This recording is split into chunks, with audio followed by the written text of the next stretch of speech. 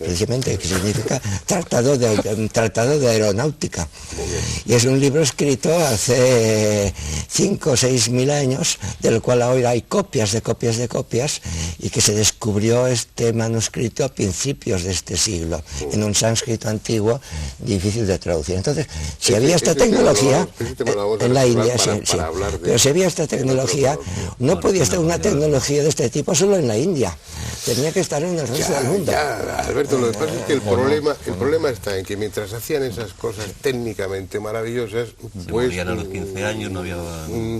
era un asco la sanidad, no utilizaban la rueda, ni siquiera el torno, llevaban unas sandalias pues hechas muy rústicamente, es decir, vivía poco menos, no en el neolítico, pues ya estaba en la edad de los metales, pero ni siquiera en la edad del bronce todavía.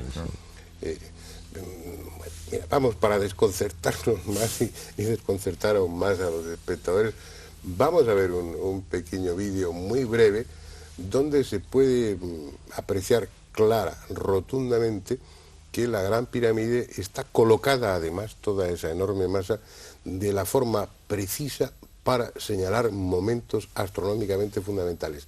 Lo que hay detrás, la técnica que hay detrás para colocar la Gran Pirámide justo en esa posición y no en otra, es algo que tampoco entendemos. Pero vamos a ver ese pequeño inserto que es muy breve. Realmente es impresionante. No, claro. Pero esa sería una sola de las funciones de la Gran Pirámide, el señalar con precisión los equinoccios, ¿no? Que también es otra obsesión de los pueblos antiguos, el marcar, determinar los equinoccios a veces con obras gigantescas, colosales. Pero bueno, estamos acabando el tiempo de este debate y lo que ha quedado por aquí es que los antiguos hindúes pues fabricaban aeronaves, que bueno, que lo de levitar piedras pues aplicando las hipótesis más de vanguardia, pero bueno, a lo mejor encontramos una técnica en el futuro. La conclusión es que lo de las rampas es un puro disparate arquitectónico y demás, que la panadería esa que han descubierto pues malamente podía alimentar a esa gente, a esos constructores. Es decir, estamos con un monumento que está fuera de su tiempo, con un monumento que no pudo construirse durante la Cuarta Dinastía.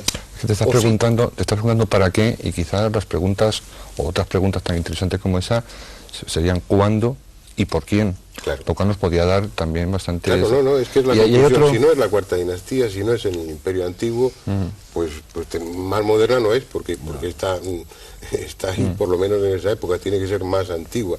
Tendríamos que hablar de alguien en una época que ignoramos, con una técnica que desconocemos. ¿Quién? Y también estamos olvidando quizá una cosa, estamos basándonos un poco en la Gran Pirámide como un monumento aislado, cuando los últimos estudios que se están realizando ahora allí en la meseta de Giza indican que todas las construcciones de la meseta de Giza, es decir, las 9 pirámides que existen, las 3 grandes, más las 6 satélites, incluso la Esfinge y el templo de la Esfinge, corresponde a un plan establecido de toda la meseta de Giza. Yo propongo a los espectadores que hagan un pequeño hombre un papel y pongan el corte transversal de la Gran Pirámide, pero en el suelo y multiplicado por 5. En el vértice de arriba, en la meseta de Giza, estaría la Gran Pirámide, y en el vértice inferior izquierdo estaría la pirámide de Micerinos exactamente colocada. Es decir, que ese plan, esa estrategia, no estaba limitada a la Gran Pirámide, sino a todo el conjunto de la meseta de Giza. Ceremonial, o llámalo como quieras, hoy conjunto arqueológico de la meseta de Y no Giza. solamente de superficie, me estoy refiriendo quizá también a un subsuelo todavía por descubrir y que nos puede guardar muchas sorpresas.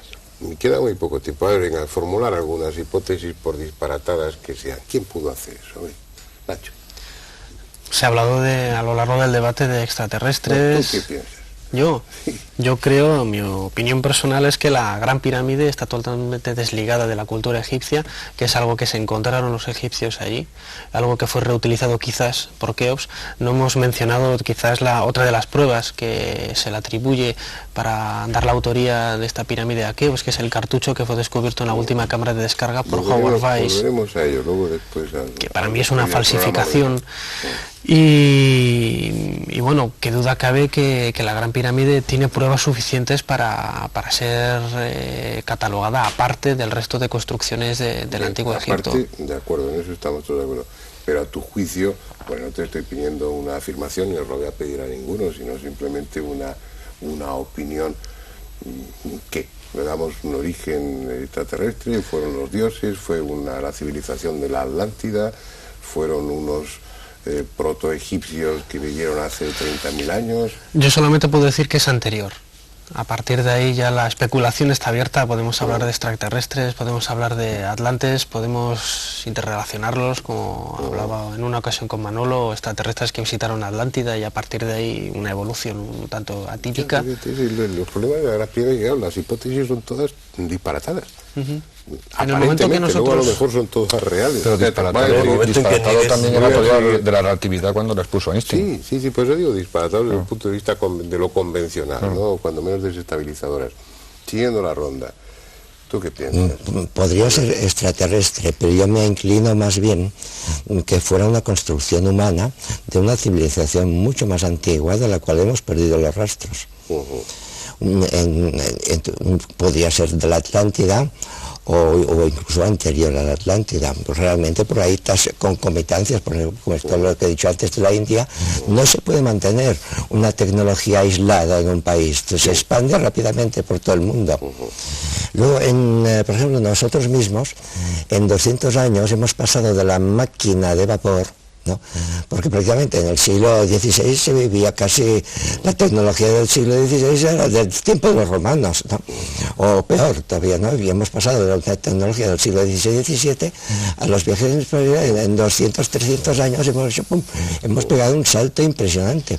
Entonces ello no quita que una civilización de este tipo, incluso en más tiempo, ¿no? en 1000 años, por ejemplo, hayan pegado un salto impresionante una avance. Yo creo que nosotros en 100 años, antes de 100 años tendremos la antigravitación. Resumiendo, serían los restos, ¿no? O las consecuencias, o uno de los vestigios de una supercultura, civilización desaparecida. Muy breve ya, porque nos queda muy poco tiempo. Manolo, tu hipótesis, ¿por dónde va? Mi intuición en este caso, porque no tengo pruebas claras, es que los dioses en el Antiguo Egipto eran mucho más que algo imaginario. Porque no existe civilización, por ejemplo, en el cristianismo, en todas las religiones que existen en el planeta, se habla del cielo, de solo después de la muerte, como algo etéreo, que no sabemos muy bien dónde colocarlo. En cambio, los dioses en el Antiguo Egipto sabían perfectamente dónde venían, que era una porción del cielo, que le llaman la Duat. Estás hablando de extraterrestres. Estoy hablando de extraterrestres, estoy hablando incluso, voy a llegar un poco más allá, quizás es posible que tanto Osiris como Isis, como Set, como Junum, como Petah, los dioses del Antiguo Egipto, no fueran inventos como se puede suponer. Es un tema al que vamos a ver con alguna frecuencia, ¿no? Los misterios del pasado. Andrés, ¿te has aclarado de algo? Sí. Yo nada, yo sigo en la duda metódica. ¿Tú también? No, hombre, claro, sí, que lo que está claro es que eso no es lo que hemos creído, es evidente, ¿no? Y a partir de ahí ya... Yo creo que es bastante, claro, aunque sea poco, es bastante. Lo que también resulta evidente es que hay que seguir con el tema. No voy a decir que la semana próxima o dentro de un par de semanas, pero hay que volver, porque han quedado multitud de cuestiones sin aclarar, o ya que no las podremos aclarar seguramente sin profundizar en ellas, pero que en lo que se ha dicho aquí pues ha quedado ahí flotando. Estamos hablando de tecnologías en el pasado que sugieren la existencia de unas culturas, de unas civilizaciones muy avanzadas en muchos aspectos, y en Egipto y en la Gran Pirámide hay miles de cosas aún por decir. En la Gran Pirámide es la muestra más llamativa, pero no es la única. Hay técnicas ahí, en el documental también se han sugerido, que hacen aconsejable que, bueno, en un futuro no muy lejano volvamos al tema y hablemos de la tecnología en el pasado, de la tecnología egipcia, y veamos cómo, a pesar de que lo que aprendimos en la escuela era muy sencillo, muy lineal, el pasado es, como siempre, mucho más complejo, a veces extraordinariamente complejo, y una fuente constante de enigmas. Hasta la semana próxima.